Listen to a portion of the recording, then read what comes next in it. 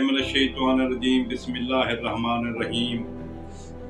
मरका क्या हाल है, ठीक हो? तबीयत से ठीक है? अल्लाह तो खुश रखे, शाद आबाद रखे। मैं तुहाडा दोस्त लियाकत अली खान कुरैशी, तुसां सारा देखदे पे यूट्यूब चैनल बबलू व्लॉग 666। अज सी मैं तो बी गल दसनू, जेरे इलाके दे लोग हैं साडे इत्थां देहात दे लोग हैं जेरे अपने जानवर पलेंदे न, मीही गवी, उनको अपने हथ नाल जहर देंदे पे। जहर ई देंदे पेन कि इतना नुकसान करेंदे पेन, इतना नुकसान करेंदे पेन, माल बीमार थी वेंदे, माल को मोशन चल पवंदे न। समझदे कि नहीं ये सिर्फ ही लोग इलाके दे विच टुर पेंदे अपने हथे नाल अपने नुकसान करेंदे पेन। अपना कीमती असासा जानवर बड़े कीमती होंदे न, बड़ा असासा गरीब दा, क्योंकि इतने लखन पैंदे, 5 लाख दी में, कोई 6 लाख दी में, कोई गहूँ महंगी है, कोई गाबे महंगे न, कोई बच्चे महंगे न। लोग अपने हथे नाल अपने माल को जहर देंदे पेन, ठीक है ना। वो जहर क्या है असां तो अगू दिखे नू जुलते जो भाई ये हकीकत क्या है। इतना नुकसान करने पे जेरी हद को ज़्यादा और जुल्म दी इंतहा करने पे, क्योंकि उन्हें को बाद पता लगते कि सादा क्या नुकसान थी ना पे दूर दूर से बड़ा तो अगू दिखे नू तो को दस्या से जो किवें जानवर आवाम जरिए नुकसान करने पे जानवर ये कमान दा ए पांदा ये सारा खवेंदे पेन।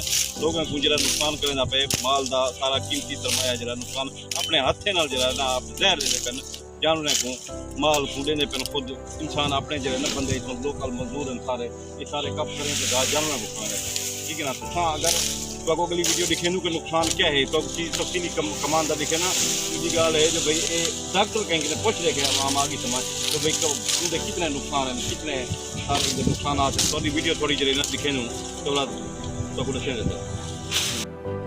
अच्छा सी आगे से ये है कमान दे पांद, ये पांद जरा माल को लोग छटे ना पे। सब को पहले ये है खोरी, ये खोरी ऑलरेडी जिन्हें जानवर को छटे ने ये वैसे हजम नहीं थी, ये वनते अंदर जख्मी कर रही है, उनको ओझरी को वनते जख्मी कर रही है। और उनके बाद वो जो उगाल वटेंदे उनकी बात को झगी निकलती पी होंगी है, वो हजम नहीं पे करना होंगे। उनके बाद ये है पत्ते, ठीक है ना सी, ये पत्ते इनको जहर लगी पी। देखो ये देख गिनो जो इनको तेला लगा पे, जिन्हें तेला लगा पे, तेला ऑलरेडी ये तमाम जहर है। ये जो जानवर के अंदर वेंदे यही ओझरी के वनते नुकसान करेंदे। उनके बाद ये भूख शुरू थी वेंदी, उनका मैदा खराब थी वेंदे और सुंगड़न पै वेंदे जानवर। उनके बाद एक बड़ा खतरनाक वायरस लगा पे, ये देख गिनो ये सफेद ही तो आपको दिखेंदे पियूँ, ये पत्ते को अंदरों तो बाहरों इनको लगा पे फंगस। फंगस ही एक जहर होंदे, ऑलरेडी एक वायरस होंदे जरा जानवर के अंदर वेंदे तो नुकसान करेंदे। उनके बाद जानवर सुंगड़दा वेंदे, जानवर के बाद उनको मोशन चल पवंदे, उनको भूख थी वेंदी है, कमज़ोर थींदा वेंदे, क्योंकि जानवर एक के कीमती असासा है गरीब का। गऊँ में गाबा बच्चा जरा बीमार थींदे वेंदे, उनके बाद बड़ा नुकसान थींदा पे।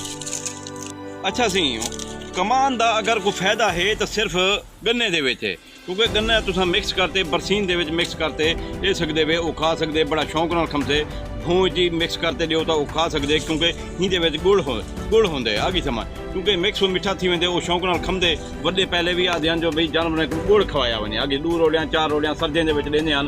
कोई मेह ना विया सकिया, कोई गऊँ ना विया सकिया, चलिए तक भी उनको गुड़ खवेंदे हन। 2 किलो 4 किलो 5 किलो उनको गुड़ खवेंदे हन। उनके बाद तुम बरसीन खवा सकते हो, तुम ज्वार खवा सकते हो, तुम मकई का घाह खवा सकते हो। अगर फुर्सत है तुम मिसाले 5 मरले 10 मरले एकड़ को तुम अपने जिम्मेदार है तो छोड़ सकते हो। हूँ मिक्स करते 1 घंटा मिलावट करते घाह दे सटो वो शौक को खमसे। अगर बंदे गरीब हैं सफेद पोश हैं तो मिसाले जो नाड़ी होंगी है जे मिसाले आखिर खोरी पी होंगी है तो बंदे जो सफेद पोश हैं जे मजदूरी करेंदे यानी कि पांदा कटे उनके बावजूद पांदा कटण के बावजूद तुसां जरा ना हूँ खोरी दे विचों जरी जरी अपने टुकड़े गन्ने दे लभो कट्ठे करते मिक्स करते पान के बजाय खोरी के बजाय तो तुसां टुकड़े कट्ठे कर करें ते उनको अपने जानवर को खवा सकते वे। दूजा तरीका यह है कि जानवर को तुसां चरा सकते वे। उनकी वजह है कि जो भाई ये जानवर जिम्मे चरसे मुख्तलिफ जड़ी बूटियां खमसे, मिसाले कमान के दौरान कहनी मिसाले फुटियों के दौरान या मिसाले बाकी फसलों के दौरान जिले जानवर को तुम चरे सो वो मुख्तलिफ जड़ियाँ बूटियां खमसे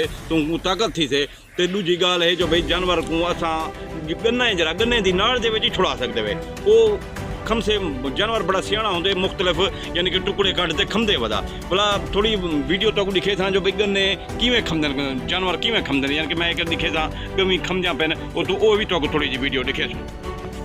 अच्छा जी तो दसाया से जानवर को घाह खवाण की भी निस्बत अगर खुला छोड़ दी वे चराया वे तो बड़ा मोटा थी वेंदे।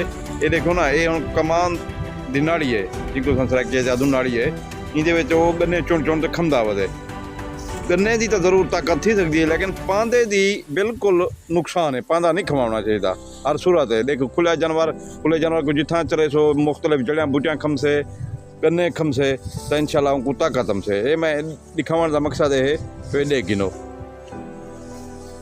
ठीक है ना सही ये तरीका है तुसा पांदे खवाने की निस्बत गन्ना खवाओ अगर जिनको फुर्सत है थोड़े थोड़े अपने कमांद गुण बचाते 2 मरले 5 मरले कमांद गुण जिंदा भी गाय काड़े थोड़े बट खड़ा छोड़ो जो टोटा बटका कट करी तो माल को घाह दे विच मिक्स किया बन सकते भों दे विच मिक्स किया बन सकते